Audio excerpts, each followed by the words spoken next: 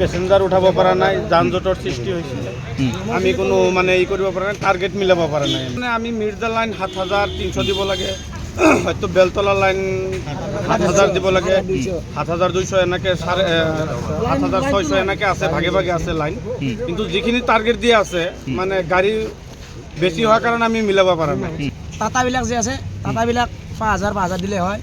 সিহঁতে আমাক দৌৰাই খেদে, STC দৌৰাই খেদে। আমাৰ 7,200 এইফালে 2,200 আমাৰ এইফালে লাগে আৰু এক্সট্ৰা আৰু নহ'লে আমিও দৌৰাব পাৰোঁ, এনেকুৱা আন কথা হয় নে নহয়? কিন্তু অফিচে মানি লোৱা ডিছকাছ কৰি লৈছোঁ, নিয়মটো মানিব লাগে। নিয়মবিলাক সকলোৰ সমানে হ'ব লাগে। আপুনিও অসমীয়া, আমিও অসমীয়া, আমাৰ লগত আমাৰতো কোম্পানী চলাই আছে। আমাক মানে কি বহুত হেডেক দিয়ে, বহুত হেডেক দিছিলে। আমি এনেকুৱা হেডেকত আমি অসমক ক'ব বিচাৰিছোঁ কি যে নাই, এনেকুৱা হেডেকত থাকিবৰ ইচ্ছা নাই। অসমে লওক, অসম চৰকাৰে লওক, আমি তেতিয়া চলাম। নিৰ্ধাৰিত যেনেকুৱা টাটাৰ টাৰ্গেট আছে অলক্তাৰো হ'ব লাগে, সকলোৰ সমান হ'ব লাগে।